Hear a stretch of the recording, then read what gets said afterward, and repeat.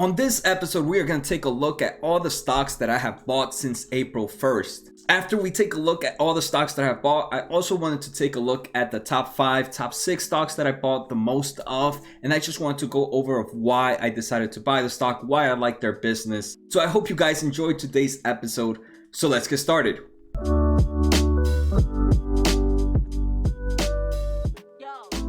Before we begin, guys, don't forget to hit that subscribe button, thumbs up, and the bell. It helps out the small channel so much, and if you guys are enjoying this content, I appreciate all the help I can get. Make sure to post on the comments some of the top stocks that you have bought since April, so like that maybe I can get an idea of some other stocks that I might want to purchase. Alright, so the first thing I just want to show is here's a screenshot of my account. I'm using Fidelity right now, and it's pretty much just a screenshot of all the stocks I bought, so like that you guys know that I'm not just BSing right now. So here, and then after that, I've actually exported all this information to Excel here, and these are all the companies I have bought since April 1st. You can see here, I think the earliest was April 1st. Yep, so April 1st. In total, I put about $2,300 in the market since April 1st, and I bought a lot of different companies all throughout different times, a little bit each day. So I bought First, we're just going to take a look at the overall portfolio. I bought Virgin Galactic Space, I bought Square, Southwest Airlines, SLF, Rubicon, Roku, PayPal, Micron, MasterCard, Luckin Coffee, Home Depot, Facebook, Disney, Delta Airlines, Cruise Line Carnival, Boeing, Bank of America, Berkshire Hathaway's, and Google. And out of all those that I bought, I'm actually going to take a look at the top 6 positions that I bought. So some of these that we're going to take a look at, not in any order. Space Galactic, so Virgin Galactic, bought about $150 worth of it. Then we're going to take a look at SLF. If you guys don't know SLF, it is an ETF for the financial sector, and I bought about $216 worth of that. The next one is going to be Disney. Huge fan of Disney, $181 worth of that. Bank of America, $213 worth of that. Berkshire Hathaway, $258. And my favorite right now, I want to say, is Google, and $273 worth of that. So just on those 6 positions, I've actually spent more than half of my total money that I've started since April 1st, that I've used since April 1st on there. So I really wanted to take a look at those companies and just talk about why I decided to purchase them. So let's actually start off with Disney. And actually, one thing, guys, if you guys don't know, I do fundamental analysis on all these companies, and actually all these top 5, believe it or not, are some of the companies I have done videos on. So feel free to check out my channel for those videos. All right, so first, let's actually start off with something easy. Let's start off with Disney. Disney I ended up buying on April 6th and April 9th at $98 and at $105. Right now, Disney is currently sitting at $106. And I know what you guys might say. You're like, hey, Jose, why are you buying Disney? They have parks, they have cruise lines, they have movie theaters, they have ESPN, which no sports are happening. Yes, I understand all this, but this company has also dropped over 33% right now it's over 26% from its all-time highs, about 30% from its all-time high. So it has lost about 1/3 of its total valuation in just a few weeks. And to me, that's just insane. Disney is such a strong company. They have so much strong IP. All these Disney movies you guys have heard of, and if you have kids, you're most likely gonna show it to them. They have Star Wars, they have Marvel, they have National Geographic, they have Fox. So they have such a strong platform. Hulu, Disney Plus. A lot of people forget about Hulu, but Hulu is also owned by Disney. And eventually all this will come to an end. People are going to go back to going outside and going back to Disney World and going back to cruises and going back to the movie theaters. It might be a slowdown, but things are gonna go back eventually. The answer is when. And for me, I believe it's gonna be at a time that this company is still gonna survive. Talking about Disney Plus and Hulu, right? Another reason is, look at Netflix. I'm not one to badmouth Netflix. I'm just not a fan. But Netflix right now has a market cap of $185 billion. Disney has a market cap of $192 billion, only $7 billion more than Netflix. That's ridiculous. I mean, I would consider Disney such a stronger company compared to Netflix. I mean, just Disney Plus, they have right now maybe might have such a small collection compared to Netflix, right? Netflix at the moment, I want to say, has a very strong collection inside of the Netflix file. But Disney is just getting started. It's a company that has such strong imagination going on. They can continue to pop out new content. They have plenty of IP to work with. So they have so much potential to grow. And I do believe that their whole library, especially in Disney Plus, will grow even more. And next, I just wanted to take a look at their valuation, right? Disney right now, forward PE ratio. And if you guys have seen my channel, you guys know that for me, I base my my valuation on a company on a few things. First, I want to make sure the company is growing. Second, I want to believe with what the company is doing. And third, I want them to have a very cheap forward PE ratio compared to what I believe the overall market is averaged at right now. And Disney, I definitely believe it's growing. We can see here, revenue for 2020 is expected to be 71 billion. For 2021, it's expected to be 82 billion. So we're seeing growth in that company. Next, forward PE ratio. Right now, this company has a forward PE ratio of 20.48 for earnings per share estimated in September 2021. That's about $5. Right now, I want to say the average is close to 25. So 5 times 25 would give this company close to 125 price at the moment. So we're way far from there. So to me, Disney definitely has place to grow. So that's why I'm continuing to invest in Disney. All right, so the next one I want to talk about is Google Alphabet. So Google, as you can see, I've actually bought, it's probably my biggest one that I bought. It's right now about 273 since April. So one good thing, if you guys are like, wait, how can you buy that? How can you buy only that much?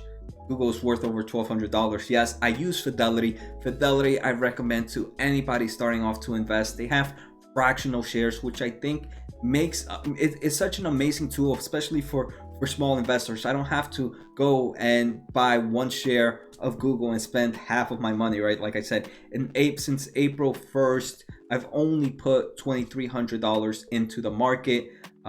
Obviously, my portfolio is bigger than that, but since April 1st, that's all I've put in. So yeah, Google I bought on April 9th, April 2nd, April 9th again, and April 6th. 1200, 1100, 1200, 1160 are the prices I've entered in. And right now we're gonna have to see Google is currently sitting at 1283. So I'm already making money on Google as well from those positions that I bought. And I'm again pretty bullish on Google. First, let's take a look at this company's forward PE ratio. Forward PE ratio for this company for 2021 is 21.52. 21.52. Again, let's go. This company is expected to make $58.78 for 2021. Let's multiply it by 25. This gives this company close, for me, right? This is how I do my valuation. It has close to a $1,467 of valuation, and right now still sitting at below 1,300. This is a growing company, right? Look here in December 2020, this company is expected to make $175 billion. In 2021, it goes up to $208 billion. So that's what you call real growth right there. You can see me moving from my chair. This company gets me so pumped. This company is in everywhere. Google owns a lot of different companies, and I'm not going to talk about all of them right now. But let me just mention some of them so you guys know how big Google is. The first one, right, is Google search engine. That alone is massive. It is the #1 search engine in the world. Second is YouTube. YouTube technically is the second biggest search engine in the world. So if you need to ever compete against Google, first you need to pass YouTube, and then you need to pass Google itself. Next, Google Maps, right? Google Maps has such a strong platform with their GPS. They have Google AdSense, which is just online content placing of ads on publishers, advertising online. And this drives the majority of revenue for Google, right? Like I mentioned, right? Google is the biggest search engine and YouTube is the second biggest. So where would people want to advertise? Obviously Google and YouTube. And that's where we're seeing Google collect such a huge portion of their money. Then they have Google Mobile, right?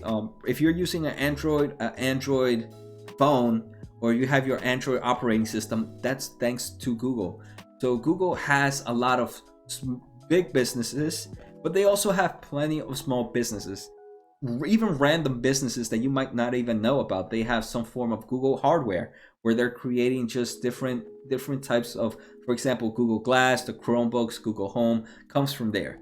They also have Nest Labs, which is that smart thermometer. They have Chrome, Pixel Phone, Google Home, Google Play. Then they have even some form of aerospace companies that most of these companies actually make up less than, I think, 5% of the total revenue of Google. 95% of the total revenue comes from the main platform. I'm pretty sure it's even less than 5, comes from these, which they call other bets. But these are things that can actually grow to be huge game changers in the future, especially Project Wing. Project Wing is a commercial drone delivery system. And due to the whole coronavirus, this has actually been pushed out to I'm not sure if this one's exactly or if they have another second, but I know one of Google's droning service has been approved and is actually working right now in some European country. So you can scroll and scroll. This company has a lot of different companies, a lot of different small companies. I'm not gonna hit them all, but you can just go to Google and put other bets and just see that the amount of companies that Google actually owns. And the final thing that I really enjoy about Google is how they're entering the esports segment. Google is currently entering in two ways that I know. And the first is YouTube gaming. So if you guys don't know, it is a streaming platform for YouTube to enter into where gamers can come and stream their video games. They actually have a lot of different contracts with some big gaming publishers. I know they have one with Activision, where YouTube is the only place where Activision can stream their live platforms, their live sports, and the esports segment is such a huge growing business right now. The second is Stadia, Google Stadia. So that is Google's clouding gaming system. And that I can go on for that would take me about 10 minutes to explain, so I'm not gonna talk about it, but definitely check out cloud gaming. It is a big changer for the world. Now you don't need to have some crazy expensive laptop to enjoy games in like 4K or with the highest graphics card. You can actually have like one of the oldest laptops on earth and still be able to play games that you would need some form of crazy computer. So that was actually, did not take me 10 minutes. It took me about 1 minute to explain, but that's pretty much the gist of it. And actually, that actually leads to one other segment that is so strong right now that I didn't mention, and that's Google Cloud. And right in the clouding world, we have 3 big players. We have Google, we have Amazon, and we have Microsoft. All right, so next, let's take a look at Bank of America. This is actually a new investment. You can see here, I've purchased this one on 4/16. So I purchased this one yesterday, unfortunately, and that's because they just reported earnings, and I just did a video about them when they reported earnings, and they got me into the company. So I bought this at $21.35 yesterday, and that was actually a pretty good buy.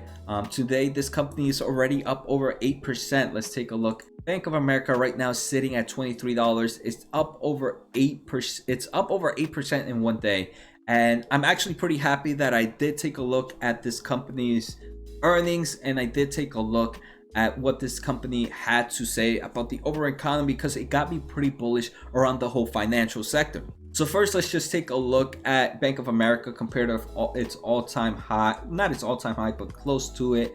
It's still down 33%. So this is another company that has lost 1/3 of its total value. And companies like this are ones I'm really looking at, especially if they have potential to go somewhere. Obviously, I'm not going to invest in every company that has gone below 1/3, that's lost 1/3 of its value if the freaking business doesn't make sense. But Bank of America makes sense to me. So Bank of America, I just did their earnings, so definitely check that video out if you guys want to see my whole take on the financial sector. And I'm definitely going to post all the videos in the links below, so you guys can go and check them out and see how I go about valuating a company. So Bank of America right now has a valuation of a forward PE ratio close to 10. Normally this company has a PE ratio of like 12 to 13. So based on the episode I did last time, that would give this, let's just go with 13. This company is expected to make $2.32. Let's do it times 13. Would be a bit close to a 30 price. So we're still we're still a lot percentage behind. If we do times 12, this is still actually is $28. So I'm still pretty bullish on it. But again, this is for long-term growth, and it definitely, I'm definitely happy with the price I got in. And let me show you this. I'm only gonna take one quick look at one chart that I looked during this earnings. So this chart right here comes from Bank of America's earnings call, which I go over in a previous video. I do take a look at all the information to provide, but I think this information, this chart right here, shows a lot about the overall market and how it's behaving. So we have two lines here. The first one is the one up top, and that's a little bit darker blue, I want to say. Hopefully I'm not colorblind and you guys don't go, haha, that's green, sucker. Actually, I know it's not green. Well, hopefully it's not green, because if not, you guys will actually do that. But anyways, the darker blue is total payments on credit card, on cards and debit card. The second, the lighter blue, again, hopefully it's light blue, it's the amount this consumer is spending on credit, either credit or debit. So this starts off from January 6th. So it's pretty much from the beginning of the year. So from the beginning of the year, the average consumer is spending about the same amount of money. And they're actually paying about the same amount of money, right? It's all pretty flatline. I'm guessing this is when the whole coronavirus effect started to happen throughout the United States, that we see a big spike in spending and we see a big spike in payments. So that I like to see that. I don't like to see that, but I like to see that people are spending more, but they're still paying more. So that's a good sign, right? It means people are pretty much still at the same debt level. All right, this is probably people buying all that toilet paper right there, and it's all that toilet paper is pretty expensive. So we see that big jump up in spending, and we see that big jump up in payments. Then look what happens as the world starts to shut down, and as the United States starts to shut down, the amount of spending in credit or debit drops down, and right now it's dropped down to a pretty ridiculous number. It's pretty low. But look at the payments. The payments has not dropped off by much. It's still pretty much close to where it was at early on, and that gives me good news. That gives me, hey, people are right now spending less, but they're still able to pay a good portion of their credit cards, and they had not seen that change that much. So that gives me good signs that at the moment the market is still doing good. So if things do get turned on in some time, I feel like based on this chart, right? I am nowhere near a financial expert, but just based on this chart, when the economy is open back up to whatever extent, I think it's gonna be such a crazy amount of growth for all types of business. People are gonna go back to spending this amount of money that they were spending just a month ago. And even half of that will still be a lot more than what they're spending now. So, and they still have enough money for payment. So I just really wanted to take a look at that chart. Then let's go back to my Excel sheet. We're going to take a look at the next one. The next one I bought, we're going to take a look at SLF. So SLF, like I mentioned, is the ETF for the finance sector. And I bought about $216 worth. And again, this main reason I bought this was because the overall financial sector. And if you guys don't know, SLF is the ETF for the SPY financial sector. So I bought SLF at $21.16. Right now, like I said, I definitely got lucky. I'm up, it's $22. I'm up about 5% on it since I bought it yesterday. We can see one thing, now we're going to take a look at their holdings, and look, 15% of this company is Berkshire, which is a company that I also bought, so we're going to talk about that in a bit. But look, 11% is JP Morgan, 7% is Bank of America, 4% is Wells Fargo's, and 3% is Citigroup's, all big banks. So obviously, if I want to diversify within the bank sector, these are the companies I wanted to go into. So I might as well get into SLF instead of going into all of them. All right, so the next one we're going to take a look at is Berkshire Hathaway's. Berkshire Hathaway's, I bought in April 6th and I bought April 2nd, and I bought about $258 worth of Berkshire Hathaways. One thing you're gonna be like, Jose, you're buying on margin. I'm not buying on margin. These are all cash held, but sometimes my money has not fully transferred, so it's buying it on margin, but it is cash covered. One of the things I wouldn't recommend to myself would be, don't buy on margin. I'm not gonna only spend money I would have, and that's a recommendation that I follow. But yes, Berkshire Hathaways. So Berkshire Hathaways I've bought, and I've been buying for a long time. If you guys have seen my previous videos, I've been buying Berkshire Hathaways for a nice portion, but I bought at 183 and I bought at 178, and right now the company is at 191. So again, pretty happy with that. And with Berkshire Hathaways, there's a few things I want to take a look at. First, let's take a look at the forward PE ratio. This company, again, pretty cheap forward PE ratio of 16.71. For this one, I want to go with like a 20 ratio based on its earnings per share, so 11.25, which is what it's expected to make in December 2021. Times 20 gives me a price close to $225. So I am pretty happy with that. The other reasons I'm really bullish on Berkshire is, I think a reason you guys might know, it has a lot of cash. This company right now is sitting at $125 billion in cash. So hopefully this company went out and bought some more companies right now when the big drop happened, and obviously it would help out the return for investors. And one thing that I think people should know is, they believe that a lot of people say that Berkshire Hathaways is not in the market if they have that much in cash. So they have $125 billion in cash. But here, if I take a look at their total holdings, not counting cash, so their market value on their holdings is $242 billion. So it seems they have close to like a 60% in stocks and 125% in cash and cash equivalent, and 33% in cash and cash equivalents. To me, that's actually they're pretty strong in the market right now. So it's not like they don't have the skin in the game. So I don't get why people sometimes badmouth Berkshire Hathaway and saying, hey, this company is not fully in. Hey, it's okay sometimes to hold the cash position if you think the market's overvalued, but they still have over about 60% in the stock market. And now let's just take a look at their holdings. Their top 5 holdings are Apple, that currently make up about 30% of the portfolio. Again, Bank of America, Coca-Cola, AXP, which is a finance, and Wells Fargo, which is another finance. So I'm pretty bullish in the finance world. So this was a great reason to buy Berkshire, but to be honest, it was not my reason. My main reason was just that this company is holding all that cash, and depending on how they invested, they can create some great returns for investments.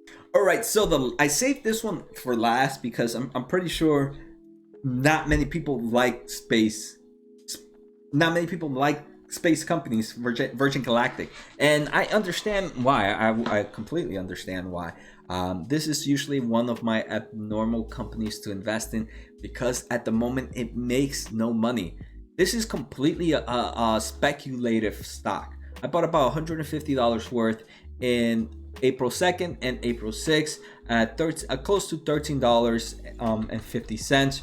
Right now, Space is sitting at $18.90. So those are great returns there. Unfortunately, I've only bought a very small portion, but still, any gains are amazing in my book.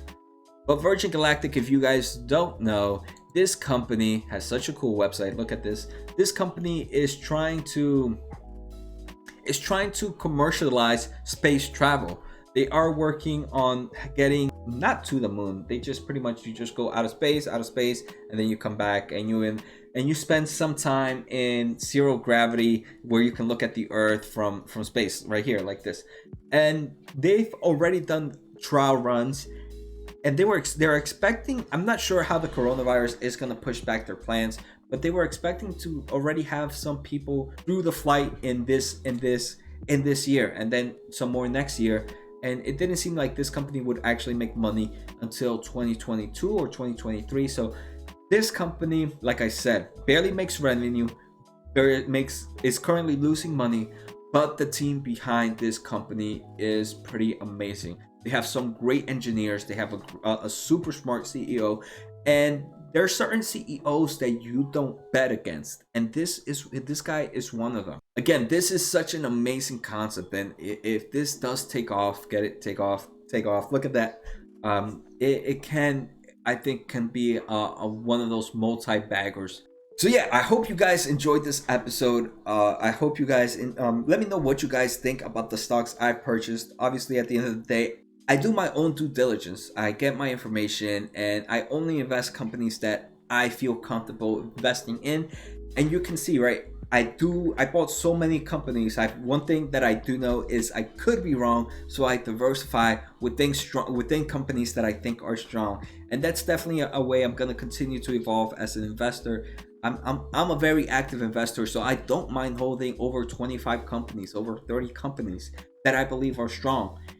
Imagine, if you have 10 baggers, a company that's 3% of your holding, if that one increases by 10%, it's gonna increase to 30% of your holdings, and that alone shows you why why I enjoy diversifying and enjoying investing in growing companies.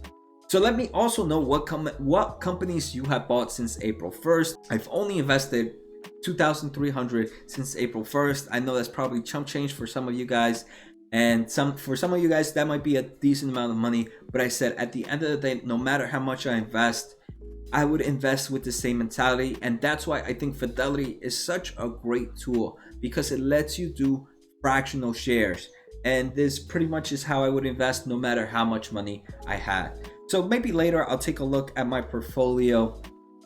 I'll do a video on my whole portfolio if you guys would want to take a look at that. So take care, guys. Have a good night, and see you next time.